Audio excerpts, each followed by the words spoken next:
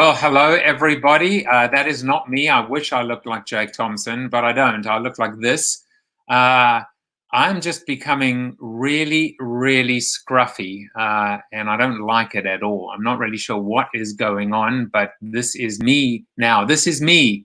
You're gonna have to just accept me. I don't know what's going on. It's fluffy. It's fluffy. It's not even scruffy. It's fluffy. It's fuzzy. It's fuzz.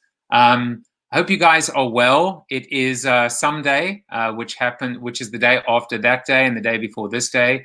You know the jokes. They're not getting old. In fact, I'm sure they are getting old. But I like to beat a dead horse, and that's what I'm doing right now.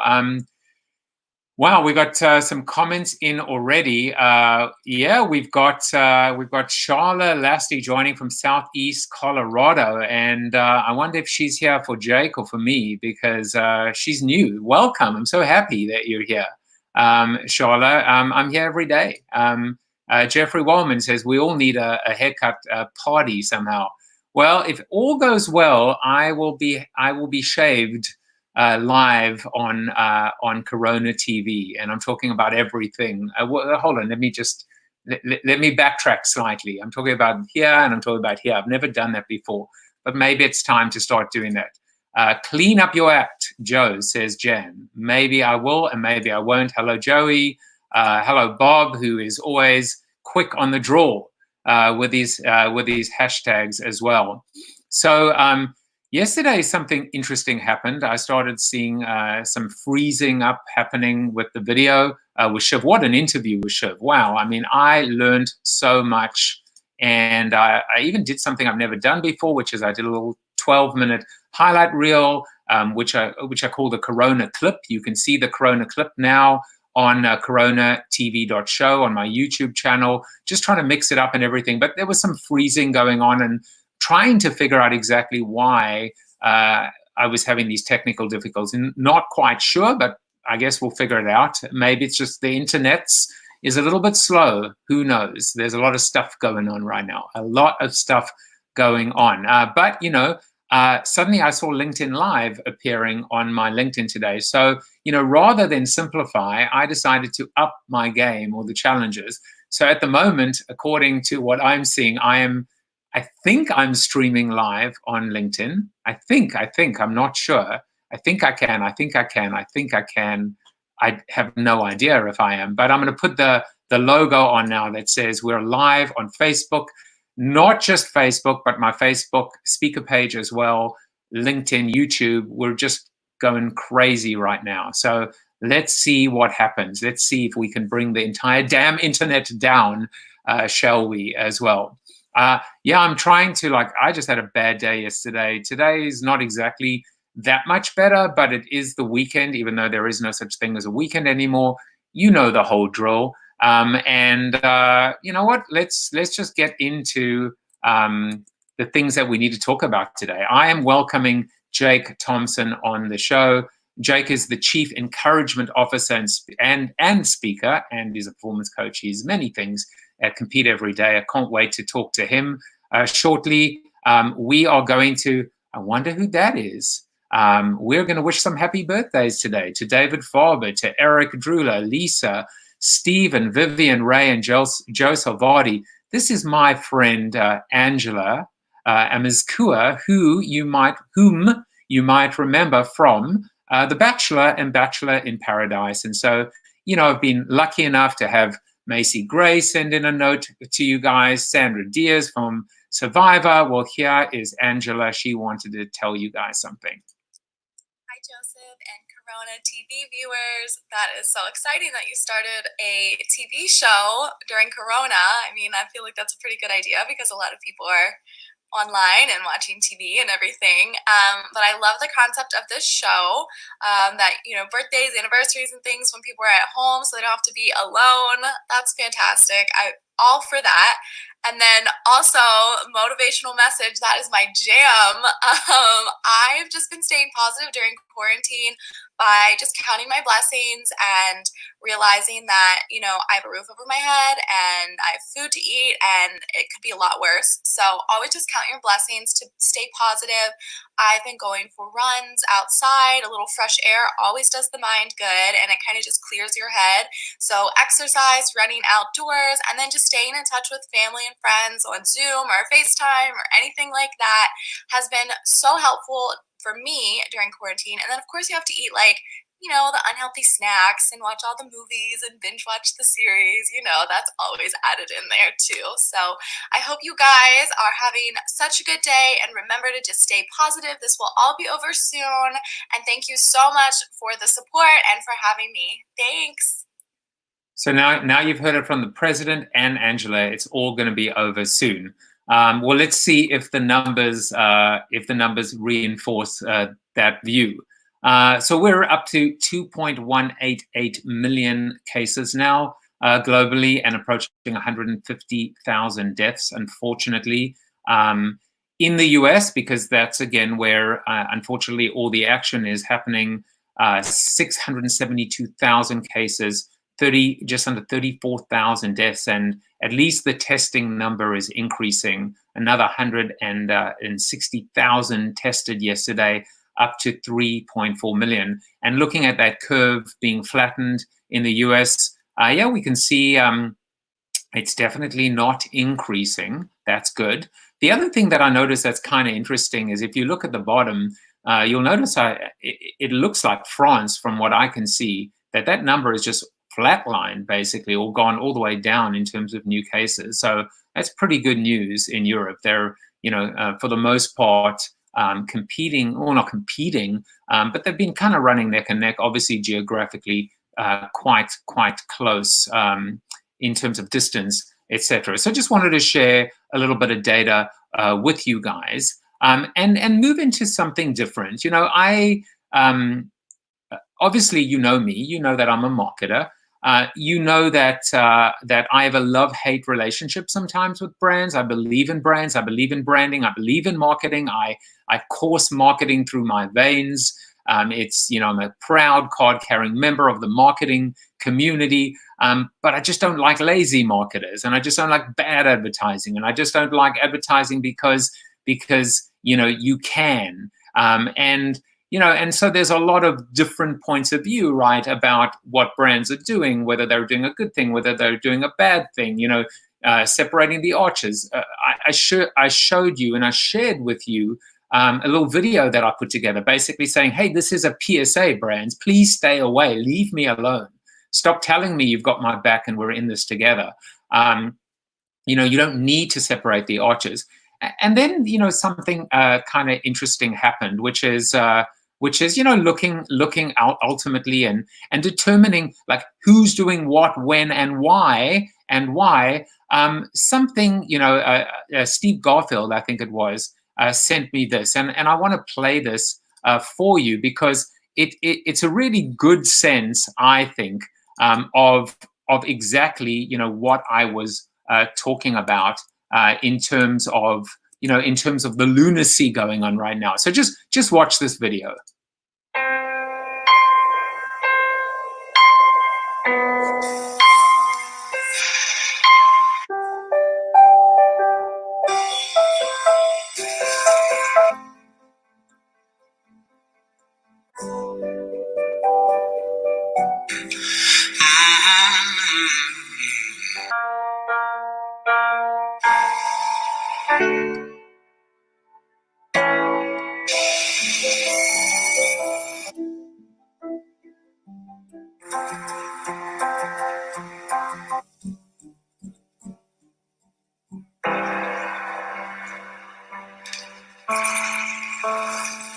When we first opened our doors. Since 1926. Since 1978. For 60 years. For 75 years. For over 80 years. In 90 years. Over 100 years. Nationwide has been on your side. Restaurants have always been there for you.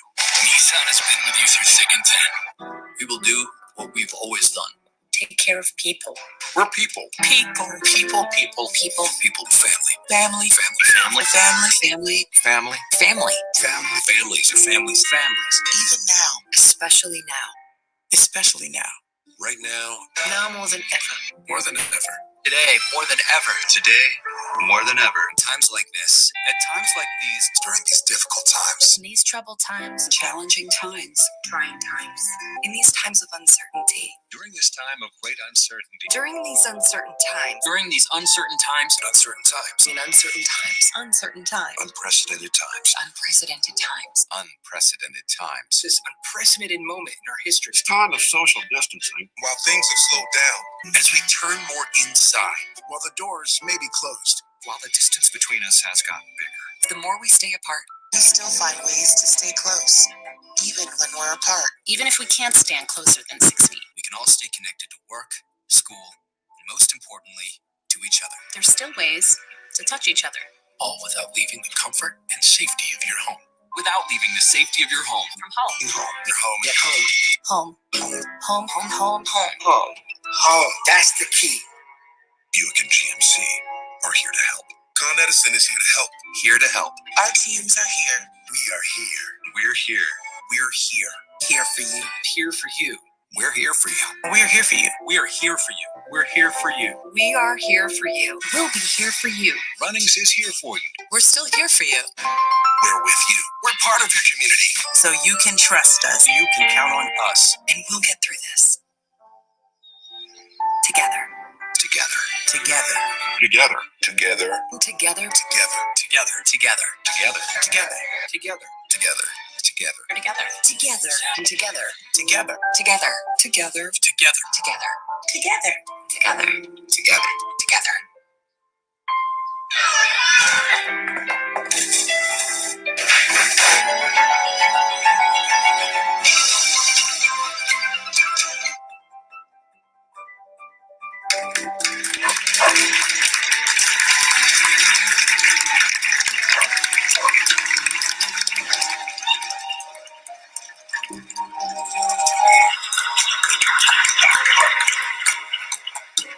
MasterCard.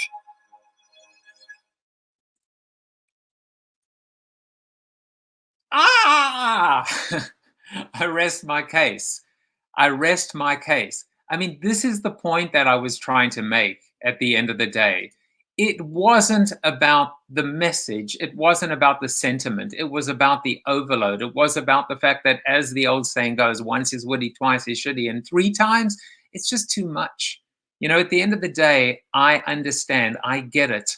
You know, I know you care. But you know what? Jake cares. And I'm not talking about Jake from State Farm. I'm talking about Jake Thompson. You know, we're in this together. Let me bring him on. Jake, we're in this together. We can help each other. We don't need a can of Coke or a shoe, you know, to kind of tell us it's going to be okay. Welcome to the show, my friend. Thanks for having me. Excited to be here. Did you expect to just be brought on so abruptly after I Was not at all. Was not at all expecting that after the great montage intro. I would say that's probably the least exciting hype video I've ever walked in on. So this was not part of your negotiation when it came down to getting you on and paying you your big speaker fee. Well, listen, welcome, and Patty said hello as well. Do you know Patty? I do. Patty's part of the Compete Everyday community, and I think I saw Charlotte in here as well. So a few faces I recognize. Well, wonderful. It's wonderful to have them here as well.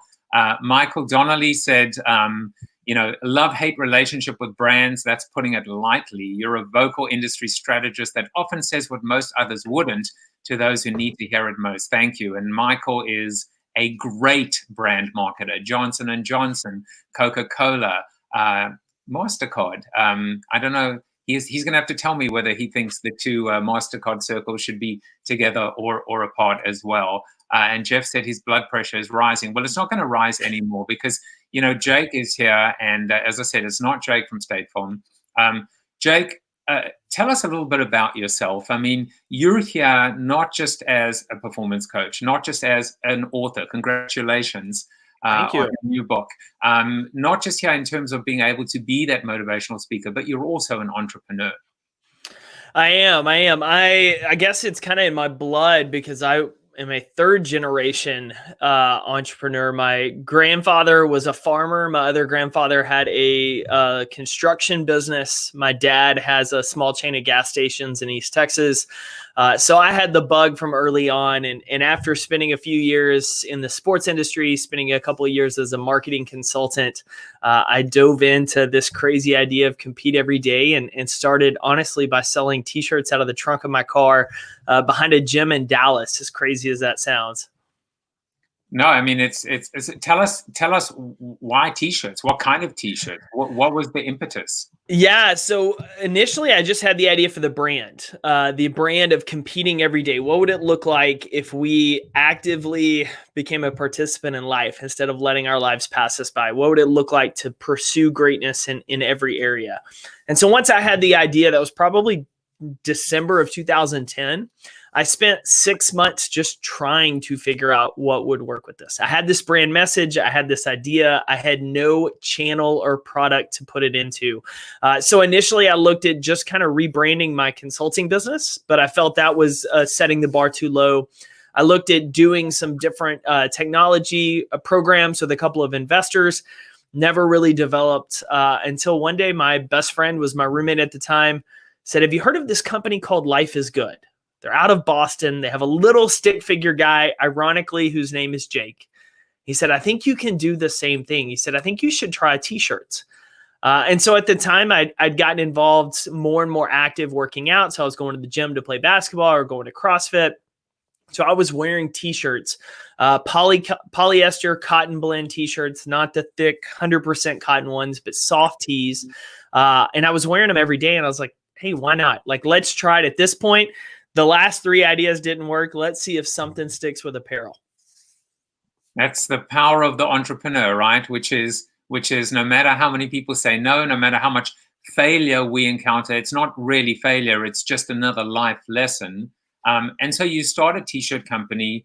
We're going to fast forward to current day and present day because of obviously COVID-19 and what it is to operate as an entrepreneur, as a small business in this time. But amidst everything with this message and with this positivity and this outlook, something starts happening and you start being asked to speak and talk to other people and share, some of these lessons, right? Yeah. So in 2014, I got approached by a large hospital in Houston, Texas.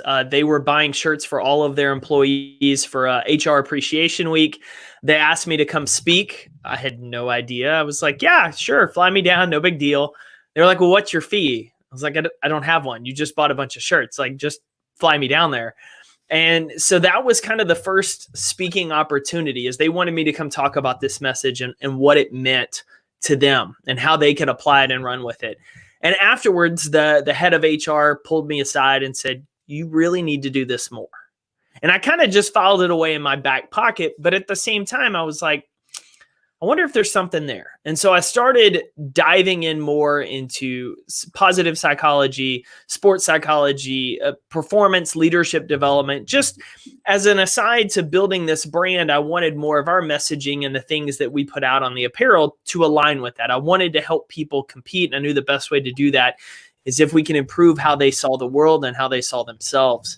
And so little by little, it started to develop until about 2017, when I saw the landscape we were in at the time shifting, and I knew we had to make some changes. And so for me, that was making some financial investments into the speaking business, working with some high-level coaches, working with some teams that taught the business side in order to best position myself as well as this brand long-term to keep going. And so, so the last couple of years I've been speaking, obviously similar to, as you know, now that has been shaken quite a bit. At least that corner of the business has changed dramatically with COVID. I mean, is this the worst time or the best time to publish a book? Because this is your book, compete every day. The not so secret to winning your work and life, and the due date in terms of it being birthed or published is June 1st. So, I mean, it's a softball question to ask you if it's the worst or best time to launch a book, because I'm pretty sure you're going to say something positive. Yeah, well, I have to, right? I actually feel it's a really valuable time for a couple of reasons. And the timing, as bad as things are, the timing actually has worked out well because June, it sounds like when things are going to start to open back up. But as things open back up, people are going to have their worlds change quite a bit. The normal that they're expecting to come back that we had in, say, January or December is no longer there. Like that just normal probably won't exist again. And so it's going to be modified. And so how do we handle that change? What is the mindset that we're getting up and showing up every day? And so in terms of these lessons and the core messages in the book, I think the timing's perfect because people are going to still be grappling with what normal looks like, how to just get back to quote unquote normal daily life. And they're going to be looking for some advantages and ways to do that. And my hope is with this book, they're given a fresh perspective on their small choices they make every day, on the approach that they have in certain situations, so that not only have they found a way to get through this, but they're setting themselves up for long-term success afterwards. Well, we're going to talk about that. And I have to say, like, while you were talking, like, obviously I can see you and I'm staring at you and I can see the green room. For some reason, I shifted one of my camera angles just to look at me. And so suddenly you're talking and people look at me. I'm like, what kind of a narcissist would do that? So I apologize for that. For about 10 seconds, people were staring at me, but they were hearing you. Something that just hit me, and obviously when we talk about leadership, and it's not just leadership at the top, right? It's leadership throughout an organization. I'm actually in the process of turning, this is my third book, Flip the Funnel, into a training program. And one of the things that I spoke about in this book is how customer service can be the new customer service can be a revenue generator. And I was talking about how Zappos actually, companies come to Zappos to learn how to create that kind of employee engagement and customer service. And it's the same with the Ritz-Carlton. And in many respects, it's the same as you as well. And I think this is just a great revenue stream for companies that really get it right, because most companies don't get it right, to actually almost monetize and share their secrets and successes with other companies that are struggling. And so in many respects, I was on an interview earlier myself where I was being interviewed, and they were asking me about personal brand and what happens when an employee speaks and writes a book. And I'm like, they're ultimately just spokespeople for the company. You're the chief encouragement officer. I love seeing how you're monetizing yourself, your message, your company. It's all the same thing at the end of the day, right? It is. And the point you just made about, companies worrying about employees publishing things. And I'm very much under the belief the more awareness they can drive, if they grow their celebrity and fame whatsoever, all it's doing is driving more attention on not only your culture, but your organization, which is a win-win across the board for you and for them. And maybe it's just me, but I'm very much under the belief that a rising tide raises all ships. And so the better we can help people succeed, the better it's going to raise the standard across the board, so that the companies and the businesses and the people such as yourself that are doing good work can continue to grow and stand out. And it really separates the ones that are more charlatans, that aren't actually doing the work. And so we want to elevate that quality and that standard across the board. One of the reasons why and it's funny how everything has shifted, even with CoronaTV. It wasn't called CoronaTV. It was just Joe figured out how to use Facebook Live and then YouTube Live and then LinkedIn Live. And then I interviewed my sister, who's an entrepreneur, who had to pivot herself. And then suddenly I started going to interviews every other day. And now, as of most people don't know this, so I'm announcing it now, I'm pretty much moving to interviews now every day, because I'm learning, I'm engaging, and like I'm being energized by talking to people, like you. And so it's terrific to hear from people like you. And one of the reasons why I wanted people like you on is people might be sheltering in place and staying at home, but they're still buying books and they're still reading books and they're still learning. And now you're not just buying a book and reading the book, you're actually like hearing the book and seeing the book, which is you. And so I think that's probably a good segue, to talk about the book for a second. Now, it's interesting to me because you talk about these lessons, and 7 key lessons, but you refer to them as choices.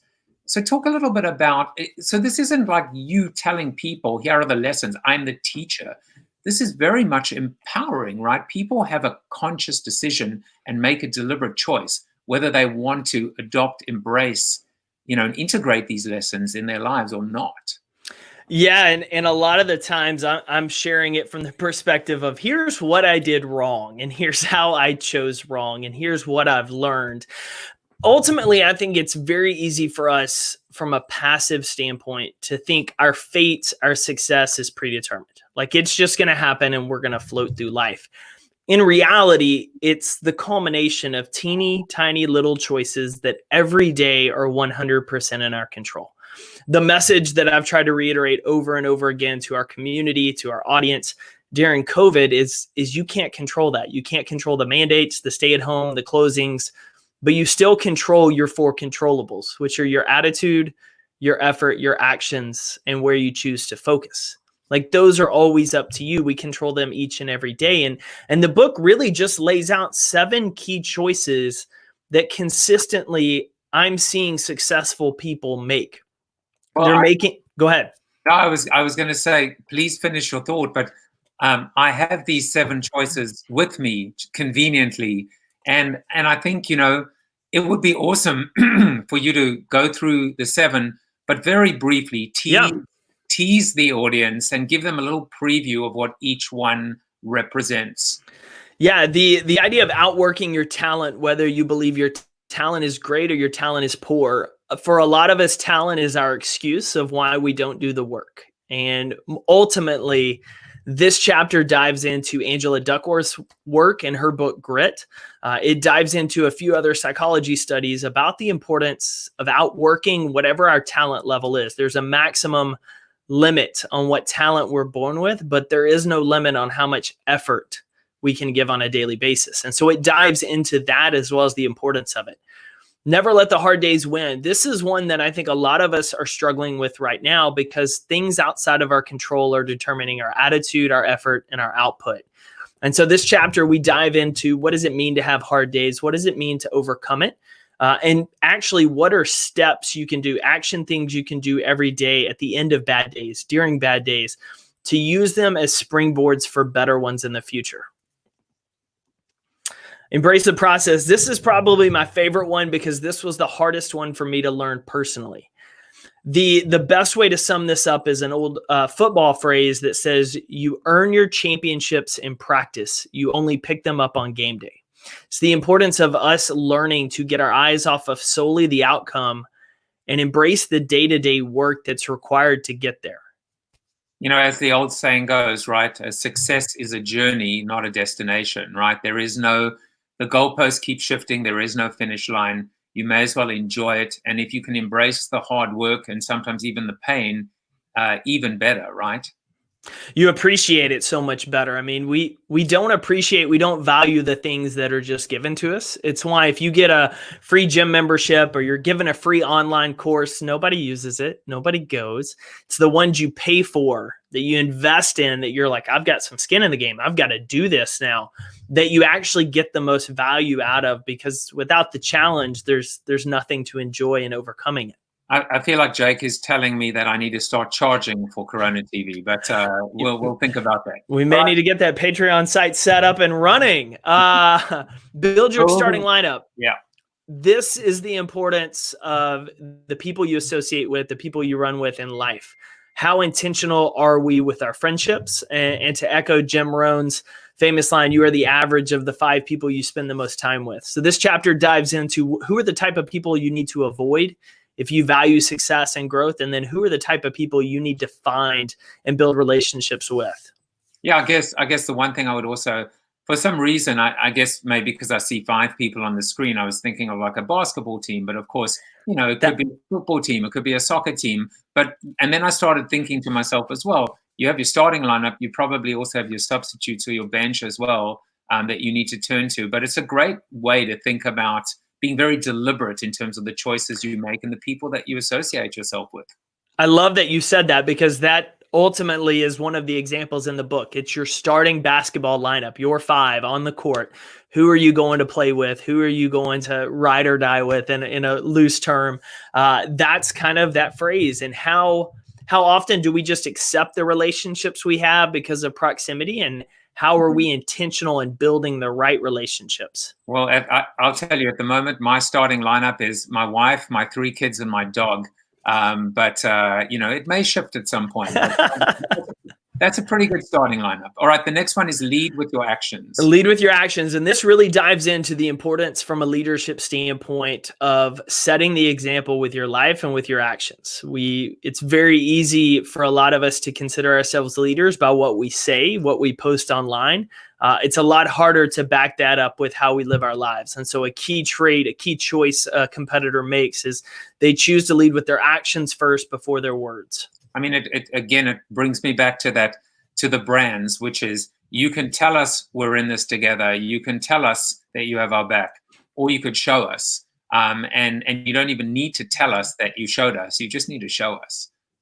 Man, that is so important for right now. The companies, and we can get into it later, but the companies that are actually reaching out to customers, checking on them, how can we help you, versus the ones that are sending out the massive emails of, here's what we're doing to protect our team, your products. We're in this together. Please buy this. Yeah, exactly.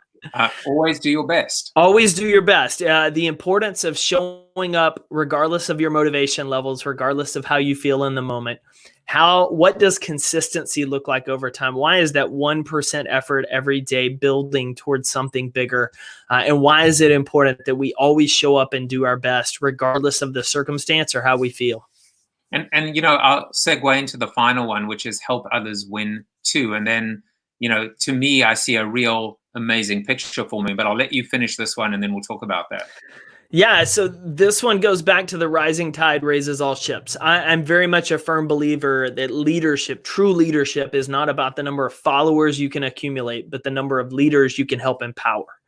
And so I want to reiterate that with this chapter, talk about why that matters, show examples of what that can look like in real life, but hit home on the idea of getting our eyes off our follower count and getting our eyes onto how many people we can build up and empower to lead themselves.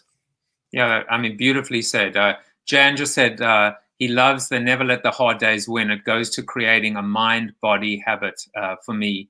It was interesting because as you were going through all of these, Jake, it's hard not to see, especially with the word competitor, being a competitor in competition, thinking about sport and thinking about teamwork and thinking about showing up to practice, even when your muscles are aching or the rain is pouring, and that being a metaphor for life, and not just life, but life right now. I had a tough day yesterday. My day started a little tough today as well.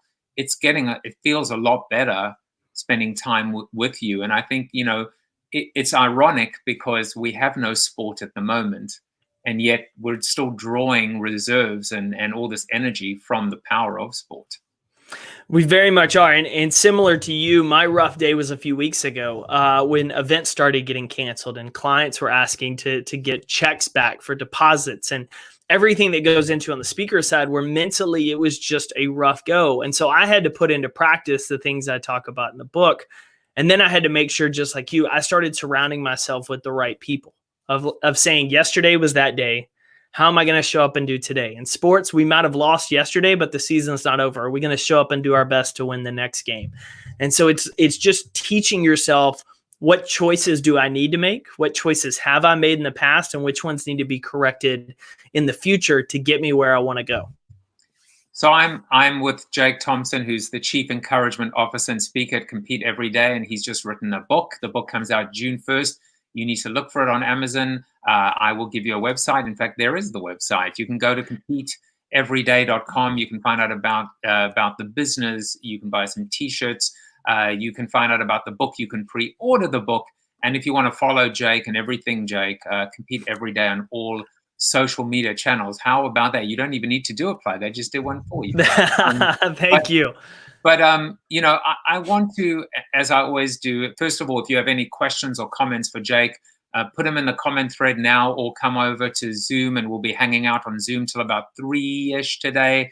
And you were very welcome. And you can also find that Zoom link in the show notes as always, and we'll see if any additional comments come in. Jake, I have two final questions for you. One is, let's talk about that idea about the competitor mindset, the ability to always be on, to always have that intensity at all times and all days. But also, the question is, does that mean we're competing against our colleagues, our brothers, our sisters, our friends? So how do you reconcile the competitor mindset with being overly competitive?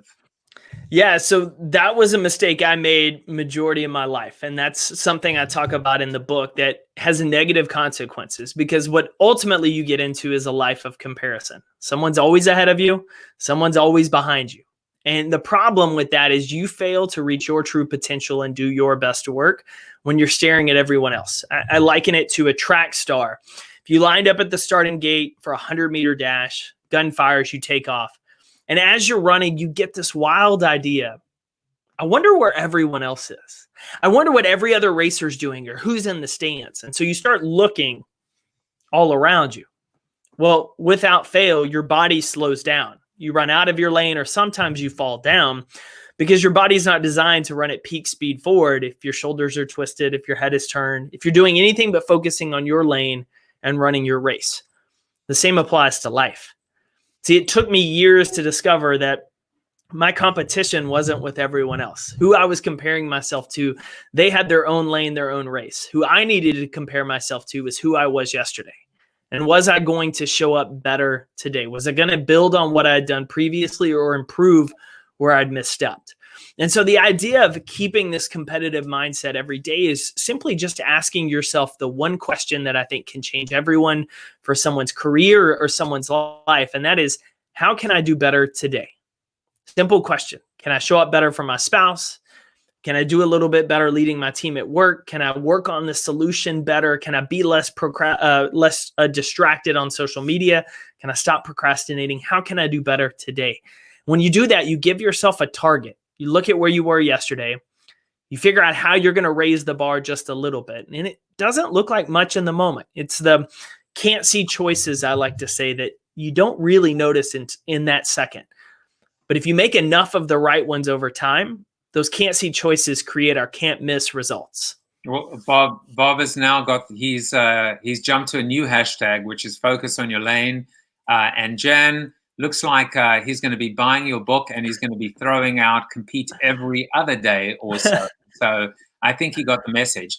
You know, Jake, final words from you. I think that I normally always ask my guests to give some advice to people that are at home, that are struggling, that are having a bad day, that don't feel they have that competitor mindset in them. It almost like, I'm sure there are people watching going, wow, you know, it's easy to be Jake, but it probably isn't. But maybe what advice would you give them to kind of up their game and feel like they're going to make it and be okay?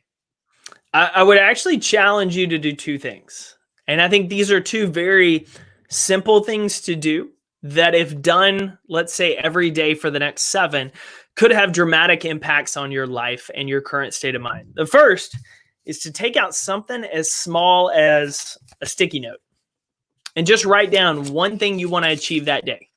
It could be having to do with your business. It could be you want to go outside and go for a 20-minute walk or a run. Could be any number of things. I'm going to eat the salad in the fridge instead of ordering takeout pizza. Whatever that is, pick one positive action step you're going to take and then do it. And when you do it, I want you to cross through it. Give yourself a little bit of reward that you achieved something that day. Doesn't have to be big, but tomorrow you're going to do the same thing. You're going to pick the one thing and do it. The whole goal with that is to start building the momentum of action.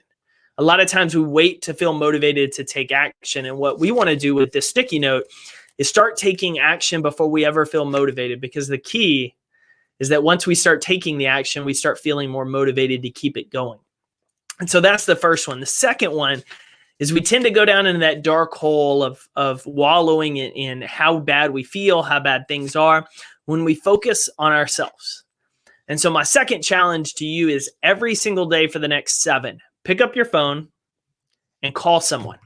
FaceTime them or call them. Don't text them, don't email. But give a friend a call. Talk to somebody you went to college with or a coworker you haven't seen in 10 years, maybe from a past job.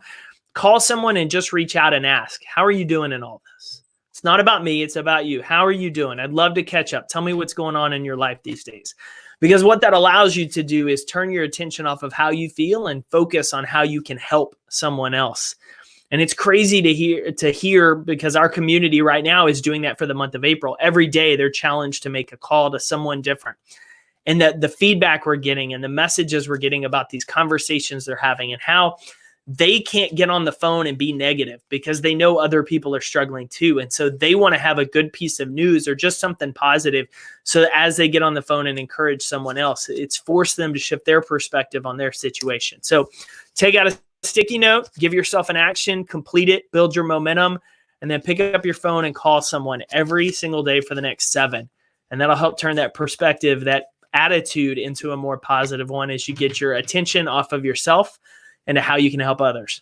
Well, I know I'm going to pick up the phone and call my friend David, who turned 50 yesterday. And, I did give him a shout out on the show. Jake, thank you so much for spending some time with us today. We're going to move over to the Zoom room now. If you haven't done it yet and you're still watching, come on over and hang out with us for just a little bit. And again, you can go to Compete Every Day to learn more about Jake, his company, the book. And remember, that competitor mindset, we need it now more than ever. So thank you, Jake. And for the rest of you, have a great whatever end it is, some end, one end, that end. And we will be back with a new interview on Monday. Take care, everyone. Bye-bye.